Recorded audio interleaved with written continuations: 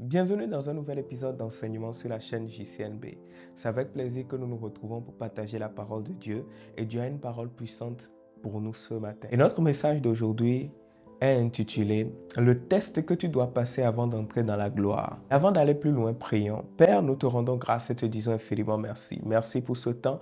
Bénis-nous dans ta présence par l'enseignement de ta parole et par ton Saint-Esprit au nom de Jésus. Amen. Le test que tu dois passer avant d'entrer dans ta gloire. Chaque fois qu'un enfant de Dieu, un chrétien, un adorateur de Dieu se trouve à un moment de sa vie où il doit expérimenter le fruit de ses efforts, il doit expérimenter la gloire de Dieu, où sa destinée doit s'accomplir, il y aura toujours un test. Lorsque nous lisons dans Luc 4, nous voyons le test que Jésus a passé. La Bible dit que Jésus est le second Adam. Et avant que le Seigneur Jésus ne commence sa mission, la Bible dit qu'après le baptême de Jean, il fut rempli du Saint-Esprit et il fut conduit dans le désert par le Saint-Esprit où il jeûna 40 jours et 40 nuits. La Bible nous dit qu'à l'issue de ces 40 jours, le diable est venu vers lui pour le tenter. Et il a tenté de 3 manières différentes. Et la même chose que le diable a tenté de faire avec Jésus, il l'avait déjà fait avec Adam, le premier Adam, avec Adam et Ève, dans le but de détruire l'humanité et d'empêcher Adam et Ève de concrétiser la destinée pour laquelle Dieu les a créés. Et le diable a voulu faire la même chose avec le Seigneur Jésus. Nous lisons cela dans Luc 4, à partir du premier verset.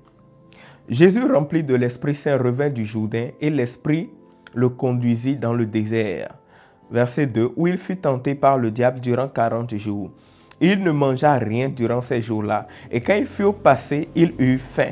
Verset 3, alors le diable lui dit, « Si tu es le Fils de Dieu, ordonne donc à cette pierre de se changer en pain. » Jésus lui répondit, « Il est écrit, l'homme ne vivra pas de pain seulement, pas seulement de pain. » Et dans Matthieu, l'homme ne vivra pas que de pain seulement, mais de toute parole qui sort de la bouche de Dieu. Étudiez la manière dont le diable a essayé de tenter le Seigneur Jésus, parce que le diable, même si dans la forme, les tentations changent d'une personne à une autre. Dans le fond, c'est la même chose. Ce sont les mêmes armes, ce sont les mêmes ruses que le diable utilise. Et nous devons avoir l'intelligence de ces choses. Nous devons comprendre quel système le diable a utilisé pour tenter le Seigneur Jésus. Parce qu'il va utiliser le même système pour empêcher les enfants de Dieu de rentrer dans leur gloire, pour empêcher les enfants de Dieu de rentrer dans leur destinée. Premièrement, nous voyons qu'il a tenté le Seigneur Jésus en lui demandant de changer la pierre en pain, parce qu'il savait que le Seigneur avait fait. Verset 5, le diable l'entraîna sur hauteur, lui montra en un instant tous les royaumes de la terre et lui dit, je te donnerai la domination universelle ainsi que les richesses et la gloire de ces royaumes. Car tout cela a été remis entre mes mains et je le donne à qui je veux. Verset 7, si donc tu te prosternes devant moi, tout cela sera à toi.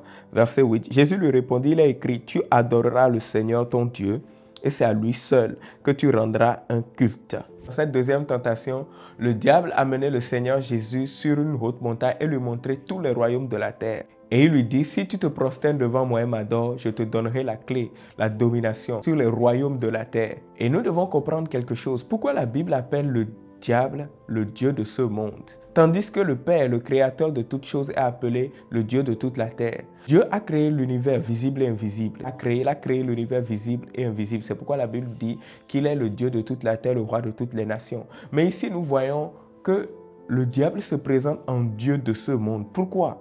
Parce qu'ici, le monde dont on parle, ce n'est pas la nature que Dieu a créée, mais c'est le système corrompu qui régit aujourd'hui le monde. C'est le système mondial qui est en place aujourd'hui dans les nations, dans les gouvernements. Et que le diable manipule, que le diable contrôle. C'est pourquoi on l'appelle le Dieu de ce monde. Et c'est aussi pourquoi la Bible dit, nous sommes dans ce monde, mais nous ne sommes pas de ce monde. Et donc, il dit à Jésus, si tu te prosternes, je te donnerai la domination. Verset 9, le diable le conduisit ensuite à Jérusalem, le plaça tout en haut du temple et lui dit, si tu es le Fils de Dieu, jette-toi d'ici en bas, car il est écrit, il donnera des ordres à ses anges à ton sujet, pour qu'ils veillent sur toi. Et encore, ils te porteront sur leurs mains, pour que ton pied ne heurte pas de pierre. Jésus répondit, il est aussi écrit, tu ne forceras pas la main au Seigneur ton Dieu. Lorsque le diable eut achevé de le soumettre à toutes sortes de tentations, il s'éloigna de lui jusqu'au temps fixé. La Bible nous dit, la troisième tentation qu'il a opposée au Seigneur Jésus, il l'a amené, il l'a transporté sur le temple à Jérusalem. et lui a dit, jette-toi en bas, et lui a opposé le psaume 91, le verset 11 à 12, en lui disant, il est écrit que les anges te porteront et t'éviteront toute chute. C'était une manière pour le diable d'utiliser la parole contre le Seigneur Jésus. Parce que les deux précédentes fois, le Seigneur Jésus avait répondu avec la parole. C'est pourquoi nous insistons sur la connaissance de la parole. Si tu ne connais pas la parole, si tu ne la comprends pas, le diable peut se servir même des Saintes Écritures, tourner le sens et essayer de te faire induire en erreur. Et le diable, puisqu'il a vu que les deux précédentes fois, le Seigneur Jésus a utilisé la parole pour lui répondre, lui-même, puisqu'il connaît la parole, le diable lui-même a utilisé la parole pour essayer d'induire le Seigneur Jésus en tentation. Et voici ce que le Seigneur Jésus lui a répondu. Dans la version Semeur, il est dit, tu ne forceras pas la main au Seigneur. Et dans la version Louis II, il est dit, tu ne tenteras pas ton Seigneur, tu ne tenteras pas Dieu. C'est de là que le diable s'est retiré. Maintenant, pourquoi il est important d'étudier la tentation que le Seigneur Jésus a connue? Parce que le diable va utiliser les mêmes armes contre toi. Et tout comme le Seigneur Jésus, tu as besoin des mêmes armes pour triompher. Tu as besoin de la connaissance de la parole de Dieu. Et c'est pourquoi ici, nous insistons à JCNB. Nous devons connaître la parole de Dieu, l'entendre, la comprendre et la mémoriser et être prompt à l'utiliser dans toutes les circonstances de notre vie. Le test s'est déroulé en 3 grandes phases. La première phase, c'est le test de l'humilité et de l'orgueil. Le diable a dit au Seigneur Jésus, si tu es fils de Dieu, autrement dit, si tu es celui que tu dis que tu es, prouve-le. Et ce que le diable essayait de faire par là, c'était de susciter de l'orgueil dans le Seigneur Jésus. C'était de susciter de l'orgueil dans le cœur du Seigneur Jésus, parce qu'il avait fait la même chose avec Adam et Ève. Si vous mangez, vous deviendrez Dieu. Ce qu'il a essayé de faire, c'est de susciter l'orgueil. Parce que c'est exactement l'orgueil qui a fait que le diable a été chassé des cieux. Et donc, il a essayé d'utiliser la convoitise, l'orgueil, pour faire tomber Adam et Ève. Et c'est la même arme que le diable a essayé d'utiliser contre Jésus. C'est pourquoi la forme de la tentation peut changer d'une personne à une autre. Mais dans l'essence, dans le fond, ça restera la même ruse. Ça restera les mêmes armes. Et c'est pourquoi lorsque tu es conscient des ruses du diable, tu es préparé pour les confronter. Plus tu te rapproches du temps où la gloire de Dieu va se lever, se manifester dans ta vie, plus le diable viendra pour essayer de te tenter, pour t'empêcher de rentrer dans cette gloire. La Bible dit dans Ésaïe, lève-toi et sois éclairé, car ta gloire arrive. Dans la vie de chaque enfant de Dieu, il y a un moment de sa vie où la gloire de Dieu se lève sur sa vie. Mais le diable va entrevoir cela et va essayer de t'empêcher de rentrer dans cette gloire en utilisant la tentation. C'est pourquoi la Bible dit, nous ne sommes pas ignorants des ruses du diable. C'était le cas pour le Seigneur Jésus. Il était sur le point de rentrer dans son ministère, mais le diable est venu le tenter. De la même façon qu'il a tenté Adam, le premier Adam avec Ève, il a essayé de tenter le second Adam pour empêcher la mission de salut que le Seigneur Jésus devait faire. Si tu veux réussir ce test, tu dois développer l'humilité. La Bible dit Dieu résiste aux orgueilleux et il fait grâce aux hommes. Parce que toute personne qui est orgueilleuse est comme le diable et Dieu résiste toujours au diable. Et donc, si l'orgueil en toi, le m'as-tu vu, tu veux prouver à tout le monde que tu as réussi, tu as accompli, tu as ceci, tu as cela, tu veux mettre en avant tes biens matériels, tu es déjà en train d'échouer au test de l'humilité et de l'orgueil. L'humilité te pousse à voir que tu ne peux rien faire sans Dieu. Mais l'orgueil te dit, tu n'as pas besoin de Dieu. Tu n'as pas besoin des autres. Tu es riche, tu as tout, tu as ce que tu as le talent, tu as la beauté. C'est ce que l'orgueil va te faire. Mais l'humilité, lui, va te dire, ta beauté ne veut rien dire. Ta richesse ne veut rien dire. Je préfère plutôt dépendre de Dieu que de dépendre de ces choses éphémères. Celui qui est humble va réussir au test. Le deuxième test que le diable a opposé au Seigneur Jésus, la Bible dit qu'il le transporta sur une montagne élevée. Il lui fit montrer toutes les richesses, les royaumes, la gloire du système de ce monde, des gouvernements de ce monde. Et il a dit au Seigneur Jésus, si tu te prosternes devant moi, je te donne tout cela. Le Seigneur Jésus lui a répondu en lui disant, voici, il est écrit, tu adoreras le Seigneur seul, et c'est devant lui seul que tu te prosterneras. Ici, c'est le test de l'adoration. La frontière entre l'adoration et l'idolâtrie est très mince. Nous sommes appelés à adorer Dieu et à adorer Dieu seul. Lorsque quelque chose dispute la place de Dieu dans nos cœurs, Dieu dit, je suis un Dieu jaloux et mon nom est jaloux. Et lorsque Dieu voit que dans ton cœur, tu aimes quelque chose plus que lui-même, plus que Dieu lui-même, il n'a plus sa place en toi, il se retire. Et donc, le test de l'adoration et de l'idolâtrie vise à voir qu'est-ce que tu aimes le plus. Si tu aimes l'argent plus que Dieu, le Seigneur Jésus a dit, tu ne peux servir 2 maîtres. à la fois. Soit tu aimeras l'un, soit tu haïras l'autre. Tu ne peux pas aimer Dieu et aimer en même temps l'argent.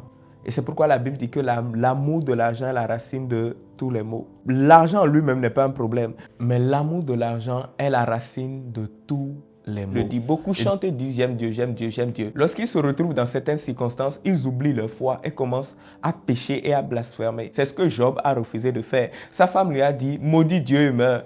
Il a dit je ne maudirai pas le Seigneur. Mon frère, ma soeur, pour réussir à ce test, tu dois aimer Dieu plus que toute autre chose. Si tu n'es pas capable de réussir à ce test et que ton travail est plus important que l'adoration de Dieu, que tes biens matériels sont plus importants que l'adoration de Dieu, tu ne pourras pas entrer dans la gloire que Dieu te réserve. Le troisième test, le diable transporta Jésus sur le temple et lui dit, si tu es fils de Dieu, jette-toi en bas. Parce qu'il est écrit dans le psaume 91, les anges te porteront. Seigneur Jésus a répondu, tu ne tenteras pas le Seigneur. Ou encore, dans la version Semeur, tu ne forceras pas la main au Seigneur. Pourquoi? Ici, qu'est-ce que le diable cherchait à faire? C'est le test de la crainte de l'Éternel. Il est facile de jurer, il est facile de tenter Dieu lorsque tu n'as pas la crainte de Dieu.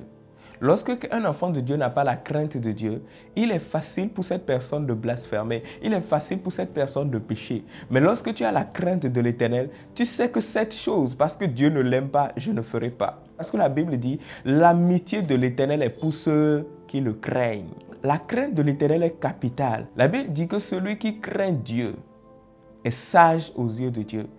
Et donc, tu dois développer la crainte de l'Éternel. Tu dois être rempli de la crainte de l'Éternel parce que c'est la crainte de l'Éternel qui te permettra de surmonter la troisième plus grande tentation que le diable va opposer dans ta vie. Le Seigneur Jésus savait qui il était et il n'avait pas besoin de le prouver au diable. Peut-être que d'une manière ou d'une autre, le diable t'a déjà opposé ces trois tests et tu as échoué à l'un ou à l'autre. Et cela t'a empêché de jouir de ce que Dieu avait prévu pour toi. Aujourd'hui, Dieu te donne une occasion de te repentir et de reprendre un nouvel élan. Et j'aimerais faire cette prière avec toi. Et la deuxième personne avec qui j'aimerais prier, c'est celui ou celle qui a suivi cette vidéo, mais qui n'a pas encore donné sa vie à Christ, qui n'a pas encore fait du Seigneur Jésus son Seigneur et son Sauveur. Que tu sois dans le premier cas ou dans le deuxième cas, fais cette prière avec moi. Nous allons répéter ceci ensemble. Seigneur Jésus, j'ai entendu ta parole. Je ne veux pas échouer à ce test. Je tourne mes regards vers toi. La Bible dit, quiconque invoquera le nom du Seigneur sera sauvé. Seigneur Jésus, je t'invoque. Sauve-moi. Délivre-moi de mes péchés. Pardonne-moi mes péchés. Lave-moi par le sang que tu as versé à la croix. Que la puissance de la résurrection qui t'a fait sortir du tombeau le troisième jour me délivre des chaînes et des liens des ténèbres. Rends-moi libre des chaînes du diable. Délivre-moi du péché. Efface mon nom du livre de la mort et du jugement. Inscris mon nom dans ton livre de vie. Accorde-moi la grâce pour que je devienne un véritable enfant de Dieu et pour que je puisse te servir, pour que je puisse servir Dieu à partir d'aujourd'hui, car je te reconnais comme mon Seigneur et mon Sauveur et ton Père comme mon Père. Accorde-moi le Saint-Esprit. Donne-moi une nouvelle vie. Donne-moi de surmonter les tentations du diable. Fais de moi un véritable adorateur. Je confesse que tu es mon Seigneur et mon Sauveur. Je confesse parce que je crois en Jésus-Christ et en Dieu, en son sacrifice et en sa résurrection. Je confesse que je suis lavé de mes péchés. Je suis devenu véritablement enfant de Dieu. Et Dieu est devenu mon Père. Au nom de Jésus. Amen. Je prie maintenant pour toi, toi qui as fait cette prière, que le Seigneur te bénisse, que le Seigneur te garde, que le Seigneur te fortifie, que le Saint-Esprit opère dans ta vie, que le Saint-Esprit transforme ta vie et que Dieu soit glorifié dans ta vie et qu'il te donne de surmonter cette tentation pour voir la gloire qu'il t'a réservée dans le nom de Jésus. En attendant que nous nous retrouvons pour une prochaine séance, que le Seigneur te bénisse.